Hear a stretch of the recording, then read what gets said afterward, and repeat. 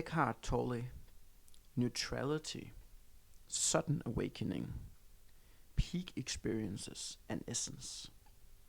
Neutrality is not the same as essence.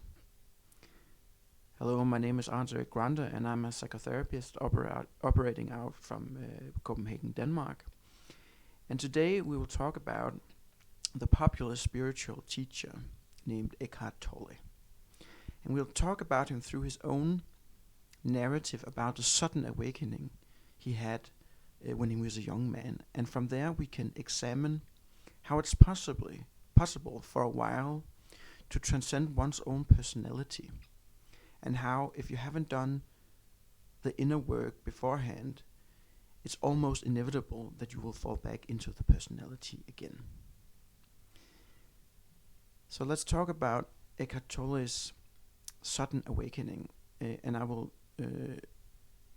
paraphrase him loosely from his own introduction chapter in his first book called The Power of Now. Eckhart Tolle has talked about his own sudden awakening, which took place when he was 29 years of age, and it happened while he lived in England. He had, as a young student, been suffering from anxiety and depression, and it seemed like the anxiety and depression was all the time escalating and becoming more, until it all culminated for him one evening. He had hit rock bottom, and there was a voice from the deep, from suffering, which said, "I can't live with myself any longer." After the voice had spoken and said that the suffering has become too intense to bear, all of a sudden a surrender happened. And from this surrender, there was another spontaneous self-inquiry which took place. All of a sudden there was another voice which did not come from the suffering that said, "Who is it exactly that cannot live with myself any longer?" And then the next question came, how many of me are present here? After the last question had been posed, then came oblivion. When he awoke the next day, the first thing he experienced was a deep sense of peace. He got up from his bed and started his day as usual. And when he came outside, he could state that even the cars looked peaceful. From that point on, he lived for a couple of years in what he called his park bench phase. In this phase, he was just sitting on a bench in England, and everything was just completely peaceful and complete in and of itself. There was no motivation to do anything, because he had seen through one of the core illusions that there's never anyone that does anything. The only thing that was left was to sit on this bench and observe the multidimensionality of the world unfolding on its own. From this pure and joyful and unitive and transcendental witness perspective, everything else was surrendered to the universe and dissolved. Eckhart, or Ulrich as his name was at the time, had a sudden awakening. It's relatively rare that it happens, that you are lifted out of everyday life and your personality and put in the transcendental love phase. It's even rare that you can stay there. I had a similar experience as a young man. I had no prior understanding of what was about to take place, and I had no language for it. That said, there are some differences from my experience and Eckhart's experience. Firstly, I was younger than him. I had just turned 21 when the experience started to unfold, and my experience lasted about 8 months before my personality reassembled itself. My experience did not come from having hit rock bottom, but from being set free of previous systems. I was lifted into the energetic phase of the overall love state, love stage, which I call phase 1. I wasn't lifted up until the transcendental love's phase, which I call phase 3, as Eckhart was. And I will talk about these phases of the overall love stage in a later video. Anyways, it was a life-altering experience, and it put me on a new path right there at the entrance to my adulthood. I had experienced that there was much more to the universe than I could ever have imagined. I have written about this spontaneous awakening in an article. Unfortunately, I only written it in Danish. But in this video, I will plug certain key texts from the article to illustrate my experience and the progression of it overall. And now I will start to go through it. So the first thing I will read is about how I got into the experience. And this entry point to the experience lasted about 8 months. And so I will start reading from the article now. Quote, "When I got home from my trip to Asia, right around the New Year's of 2009 and 2010, and when I put the record on a dark winter night, this same warmth started to spread from my heart, which had done 12 years earlier in my parents' bedroom. Especially the last 2 tracks on the record, called Tears from the Compound Eye and Farewell Fire by the Scottish electronic duo Boards of Canada, suddenly had my whole system stop up in the present moment and absorb the music into my being. Listening to their record Campfire Headface was like beginning to hear a distant call, a call from the inner self. The call drew me into a world which was relatively unexplored. The call from the self over time became more powerful, and I could now start to hear what it wanted to tell me. This call from the self told me that now I have played the drama, the human drama, in the role as a young white man for too long. Now it was time to go on a journey to find out who I really was. It was now time to start my sadhana, or my psycho-spiritual life journey towards the true self. From this point onward, I could start to feel an energy rising in me.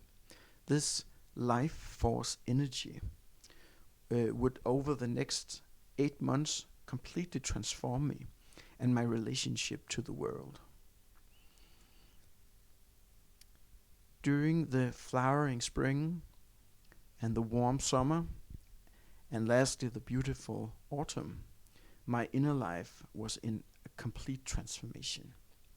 I started to get a lot of new interest, and I lost the identification with a lot of old patterns and interests. All of a sudden I could see that nature was alive in its own thing, and how many life forms it contained. I changed my diet. I started to get an interest in deeper esoteric philosophy, and I started listening to completely new music. These 8 months was one big euphoric transformation process for me. I worked in the winter and in the spring in a kindergarten, and it was a very contentful and satisfying experience to be in the immediate world of the children. And this work grounded me more than I have ever been before in my life. In the summer, I was on 1 month-long interrail trip around Europe. And when I got home from the trip, I moved to another city and started university. End quote. So this was the entry point into the spontaneous awakening. And now we will get to the peak experience. And the peak experience, it's not possible to say how long it lasted because the peak experience was out of time. So let's get into it. Quote, I was awake, I could see, I was alive. The peak of the peak experience collapsed the past, the present, the future, far away, close, I and the other, down to a single point of awareness. This was the primary clear light seen when the essence, when the appearance drops away. And this primary light was made of unconditional love. In my notes, I have only written one word: whoa. End quote. So this was the peak experience that happened right in the middle of my spontaneous awakening process. And then comes the last phase of it, which was after the peak experience, and that lasted for 8 months. Quote, the peak experience showed me how it feels like to be in the energetic love phase. The following work for me was about finding a way in which to make this state a permanent feature of my life. After the experience, I lived for 8 months in an afterglow state in the love phase. This afterglow state was entailed that I had a very good karma. I had been blessed by the peak experience, and I could literally not hurt a fly. In this period, I had surrendered to the universe. I had let go. During the 8 months, my personality slowly started to reassemble itself. After the 8 months, I was thrown out, just like Adam and Eve, out of the Garden of Eden, and back into the ego personality and the dream of separation. My honeymoon with the spontaneous awakening was over, and it was time to go on in my sadhana. End quote. So, for me, the spontaneous awakening was awakening out of personality, and it lasted for 16 months overall, but especially those 8 months after the peak experience. So it's about, spontaneous is about waking up from the personality. But if you have not made any inner work beforehand in this form that we can call Andre, it cannot maintain itself, and you will get out of it, be thrown out of it. The peak experience was at the peak of the spontaneous awakening, the transcendence of time and space in a timeless moment. To transcend the very concept of the now into a deeper timelessness, which we can call eternity. To recognize that there really is no now. So now we will go on to the next section of this video, and I will change the topic to talk about neutrality.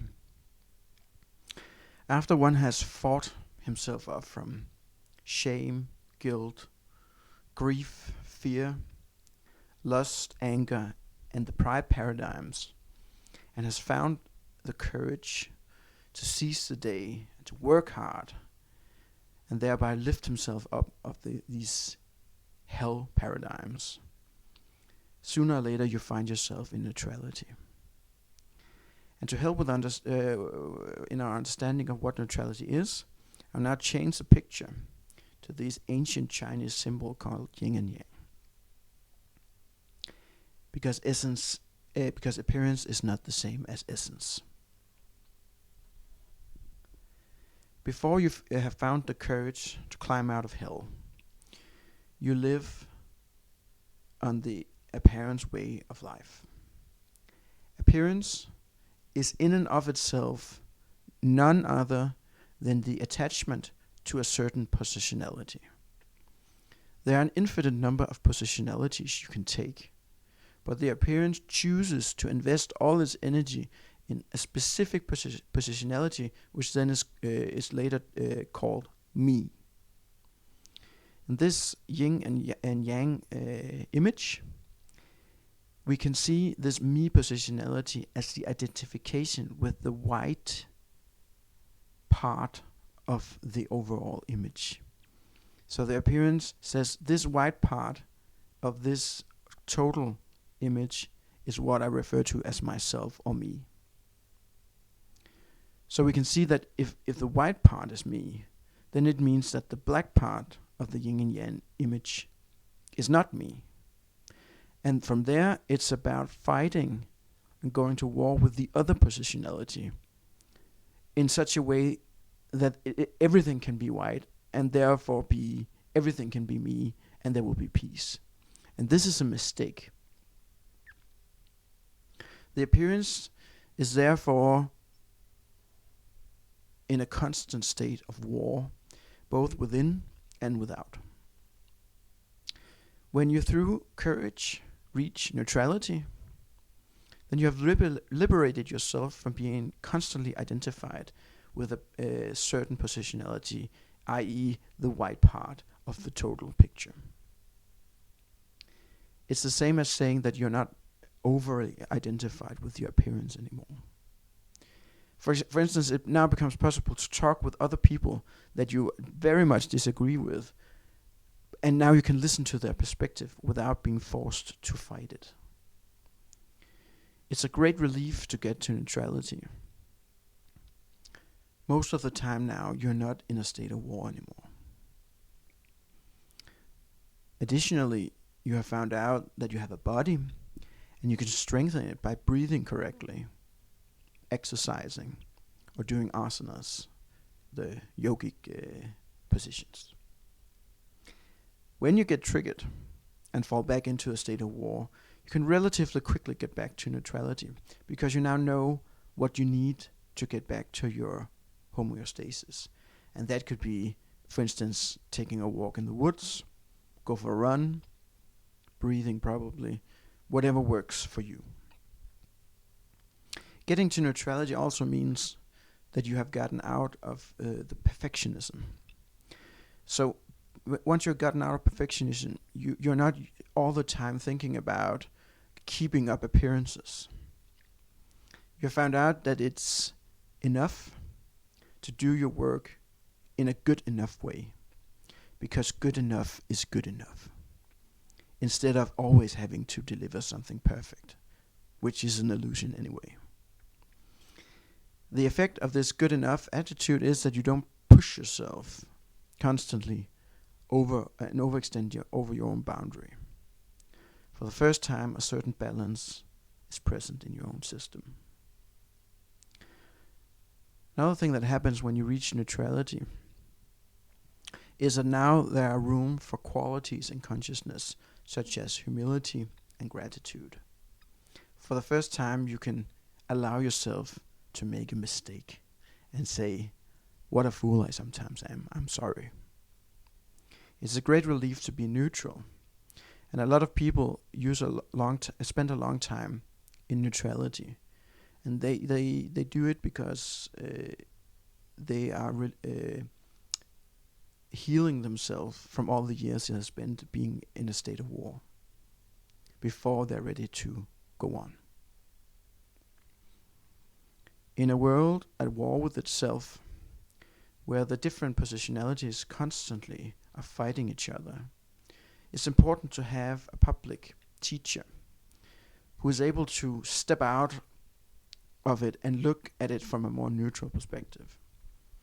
A teacher with integrity that is not always drawn into whatever zeitgeist is popular at the moment, because it's always changing. The zeitgeist is whatever is the good thing in a society is constantly changing. You can keep yourself in a world that seems to become more and more unhinged. In that regard, Eckhart Tolle has the last couple of decades been a great help and done a great service to humanity. So now let's talk about his concept of presence. His first core concept is the concept of the now. And that's a concept he borrowed from Zen Buddhism. He has another core word, and that's called presence. to be present with whatever there is. The word presence means very, very different things in different paradigms. In the paradigm of neutrality, presence means that you're not overly identified with any specific positionality. That's very different from what presence means in the love phase. In the energetic love phase, presence is a word that points to the fact that you rest in your full state of being present as a soul in the world of universal energy. In the transcendent love phase, the word presence, or if we are to be more precise, felt presence in the Buddhist terms, refers to the discovery of the presence of the oversoul as a subjective revelation of the light of consciousness which shines as an absolute actuality when the appearance falls away. We all know the classic Western word for the last type of felt presence. Neutrality is not the same as essence. To use a metaphor that I have made myself, in neutrality you become like a leaf which have gotten loose from the warring positionalities, and you now just fly through life carried by the wind. In the essence, also called the love state, this leaf in this metaphor is reattached to the tree of life, the essential tree of life. And from here, it's about shifting one's identification more and more from the leaf and over to the tree as a whole. In other words, you're not trying to be identified with the context in which all positionalities arise and disappear. In this state, you are both all positionalities and no positionalities. In the yin and yang image, this is represented by the boundary of the black circle which encircles the entire image around the yin and yang symbol. It's life. 8 or 9 years after my spontaneous awakening, I once again read Eckhart's first and still most popular book, The Power of Now. The book is very concerned about how to stay neutral to one's own thoughts. I had reached a point in my own life where I have recognized that practically none of my thoughts were true in the ultimate sense. After this discovery, it was possible to step behind thoughts, so to speak, into the essential witness being and observe the thoughts, all the thoughts, as being just a part of the personality of the personality of the appearance. From there, it becomes possible to progressively silence all thoughts in such a way that silence becomes more and more prevalent. And for that, I am grateful. Neutrality is not the same as essence. Appearance is not the same as essence. 10 years after the first spontaneous awakening, the circle has been completed. And from here, the real work starts. But more about that in another video. Thank you for today.